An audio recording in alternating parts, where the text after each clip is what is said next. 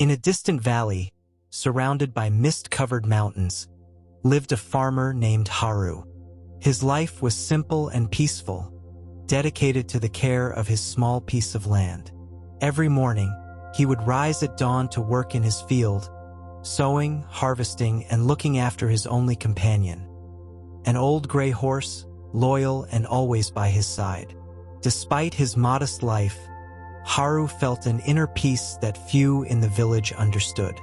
While others worried about the hardships and tragedies of life, he simply accepted everything with a serene smile, as if he knew something that others didn't. One day, while Haru was plowing the land, his old horse, surprisingly, broke free and fled toward the mountains. The animal, which had been with him for many years, disappeared from his sight, and Haru was left alone, looking toward where the horse had gone. When the neighbors found out, they came to his house, concerned about his fate. "What bad luck, Haru! You've lost your horse. How will you work the land now?" they said with faces full of sympathy. Haru looked at them, without a hint of sadness on his face, and responded gently, "Good luck? Bad luck? Who knows?" The neighbors looked at each other, not understanding. There was something in Haru's words that puzzled them, but they couldn't fully comprehend it. After all, it seemed that the farmer had lost his only means of work, and that could only be bad luck, right? A few days passed, and to everyone's surprise, the horse returned. But it didn't come alone. By its side, trotting freely and powerfully, came 3 wild horses, majestic and full of life.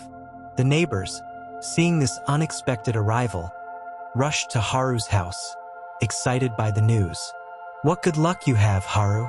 Now not only do you have your horse back, but you have 3 more. How lucky you are!" they exclaimed, a mix of admiration and envy. But Haru, with the same serenity that always characterized him, replied without haste, "Good luck? Bad luck? Who knows?" The neighbors, even more puzzled than before, couldn't understand how Haru could view what had happened with such calmness. To them, it seemed like life had given him something very valuable. Yet Haru didn't celebrate it or show any excitement. Haru's son, a strong and hardworking young man, decided to try his luck and tame one of the wild horses. Enthusiastically, he climbed onto the animal, but it, frightened by the novelty, threw him to the ground with great force. The young man fell badly and broke his leg. When the neighbors found out, they rushed to Haru's house, alarmed. "What a misfortune, Haru! Your son broke his leg. Now he won't be able to help you in the field. What bad luck," they said, concerned. Once again, Haru responded, calm as ever, not letting emotion or sorrow cloud his mind. "Good luck? Bad luck? Who knows?" The neighbors looked at each other, confused.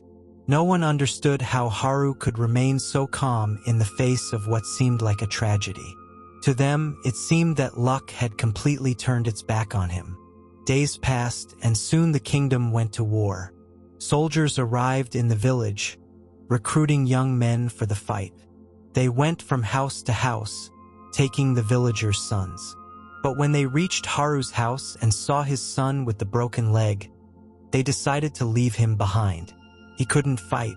The neighbors, seeing how their own sons were taken to war, came to Haru once again. "What good luck you have, Haru! Your son stayed home, he didn't have to go to war. How fortunate you are!" Haru, as always, responded without rushing. "Good luck? Bad luck? Who knows?" Just like before, the neighbors left, but this time in silence. They didn't know what to think anymore. While they wept for the departure of their sons, Haru's son, still with his broken leg, remained at home safe. The war was long, and many young men from the village never returned. The families of those young men mourned their absence, but Haru's son, although still limping, was there with his father, healthy and safe.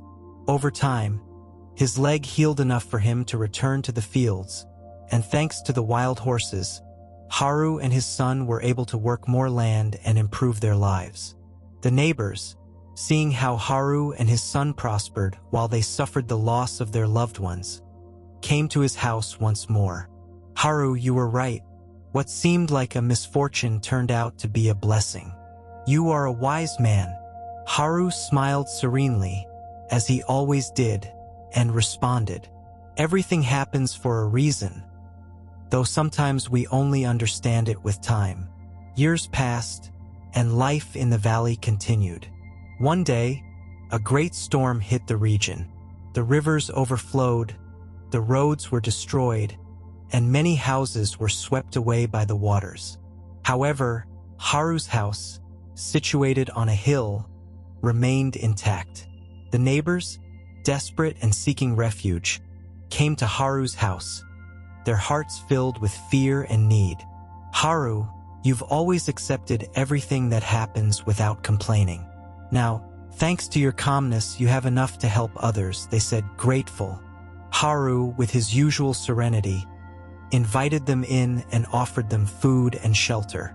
"Everything happens for a reason, but sometimes we only understand it with time," he repeated, as if the words were a whisper of the wind. The neighbors, who had once not understood his words, now began to see with clarity. In their hearts, they knew that everything that had happened had a purpose, and that time had helped them understand the natural flow of life. Years continued to pass. The village, which once lived in fear of bad luck and clinging to good luck, began to live with a new perspective. They no longer rushed to lament what seemed like a loss or to celebrate what seemed like a gain. Instead, they learned to accept everything that came with calmness, knowing that every moment, whether good or bad, was part of the great flow of life. One day, a young man from the village, distressed after losing all his crops to a plague, went to see Haru. "Master Haru, I've lost everything. How can I go on?" Haru looked at him with compassion and said softly, "When the river overflows, it drags away the old, but it also leaves fertile soil for the new.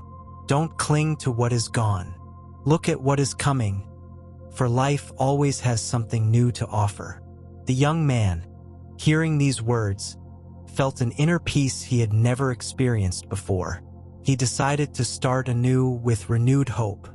Thus, over time, Haru's teaching was passed down from generation to generation. In the village, everyone learned to see life as a flowing river, sometimes calm, sometimes stormy, but always with a purpose behind each change. One day, a traveler passed through the village and, intrigued by Haru's wisdom, approached him. "Master, how do you manage to accept life without fear or hope controlling you?"